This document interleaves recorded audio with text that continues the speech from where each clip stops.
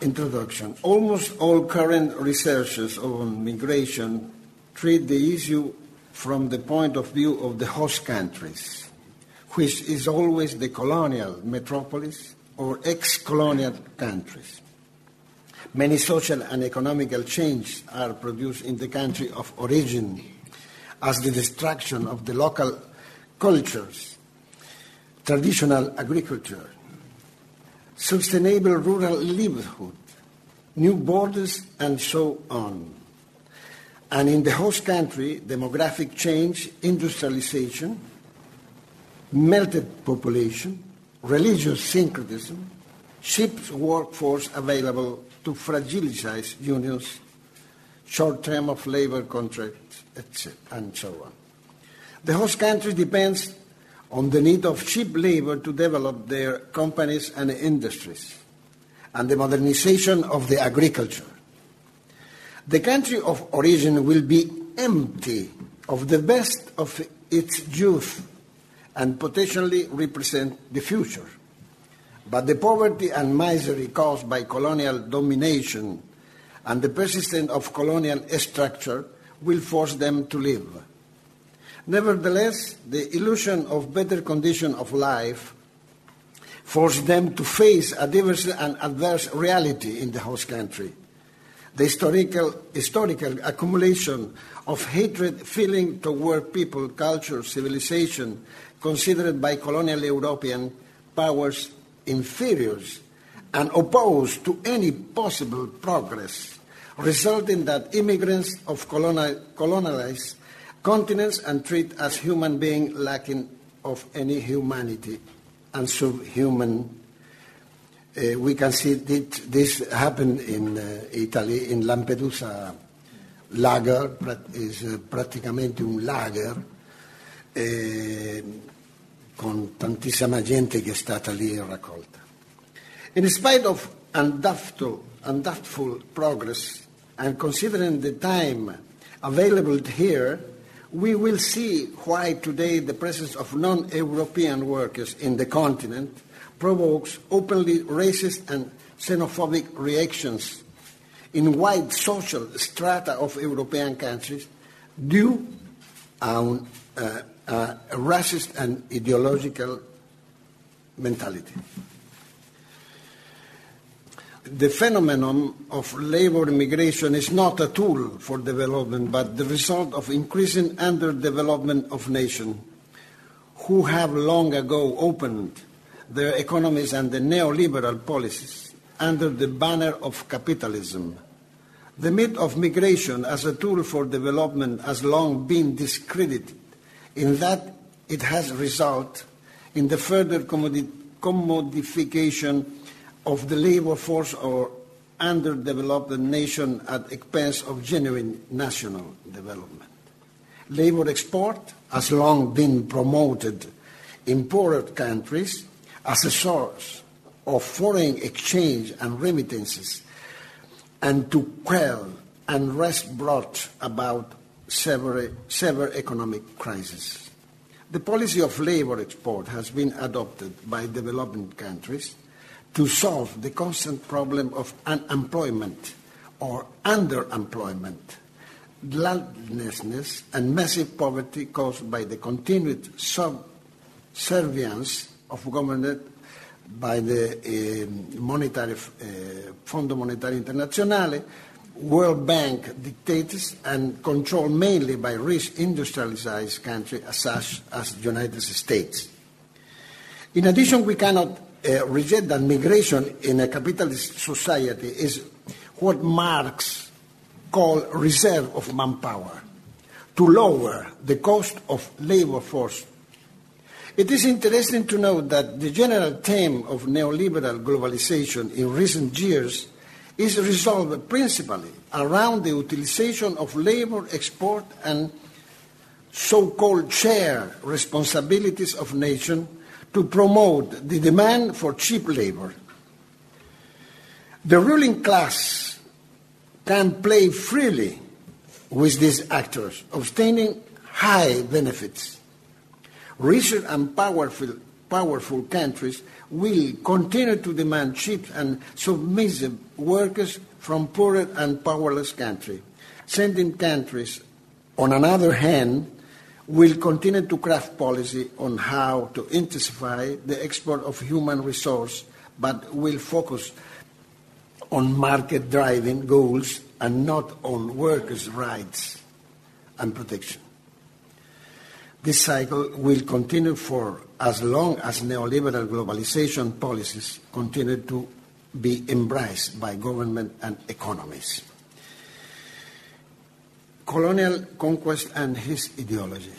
Massive deportation of natives of North America, set by President Jackson, and the physical elimination of entire Amerindian population is accompanied by the Bible ideology and the principle of the elected people, the land without people and people without land. Something has similar to Palestine today. And this new land, the Protestant God has given a hand to British colonizers to take and empower the whole country, enslave and kill the original inhabitants.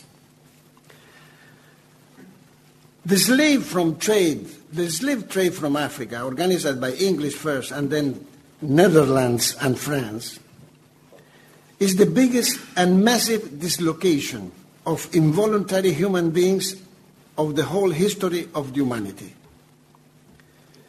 This is an affirmation of Eric Williams in his book, Capitalism and Slavery.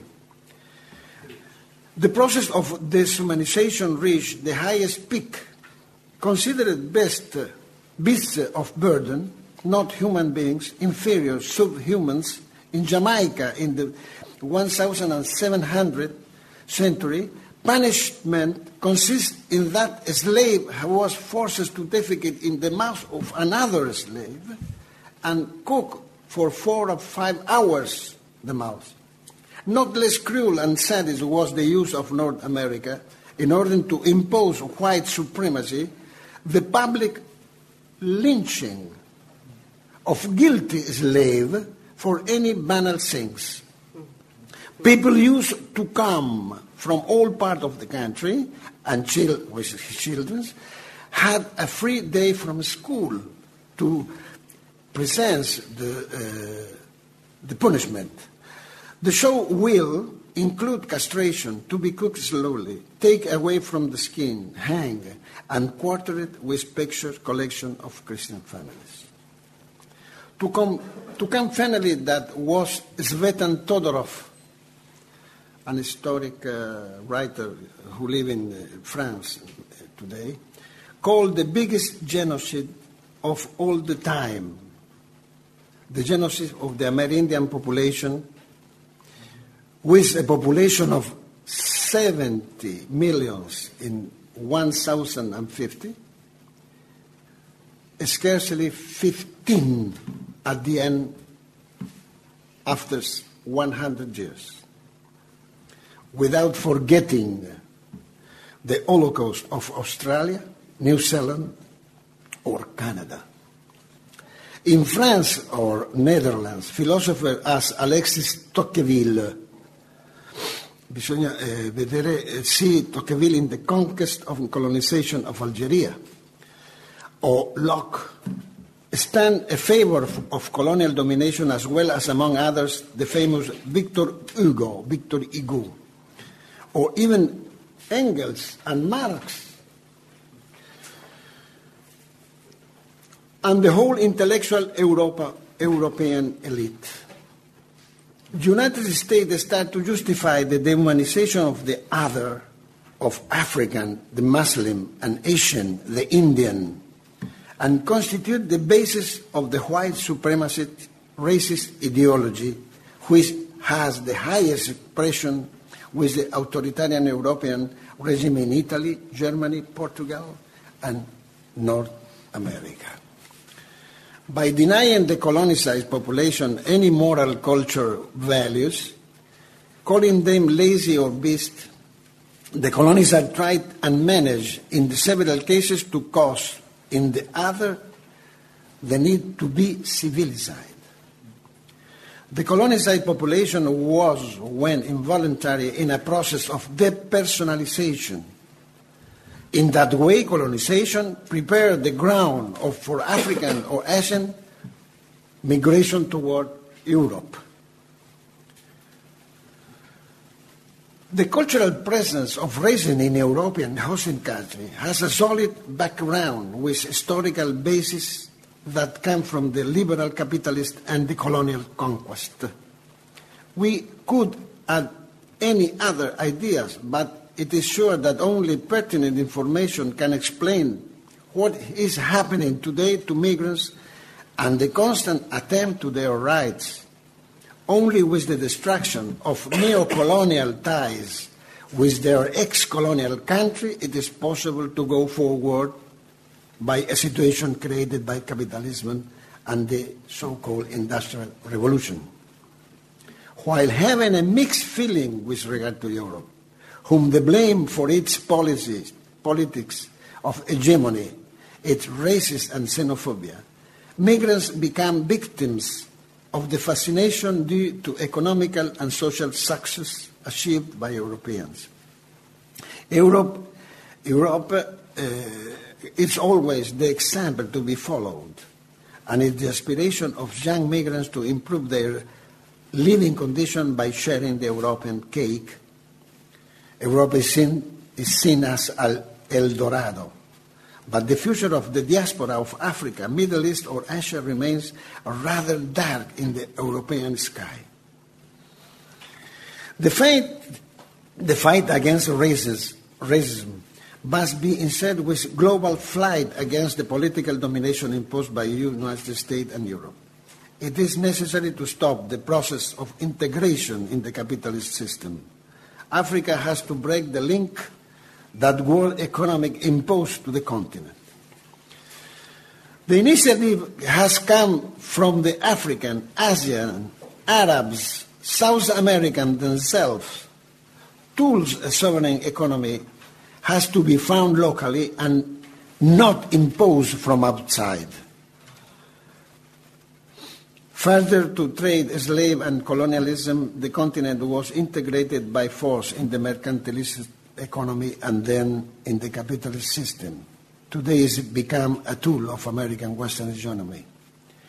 This argumentation is not without sense. It could, however, be necessary to add that every time a political of the continent tried to develop a different strategy, free from European or American domination, he has been accused by the guards of universal democracy through Western media.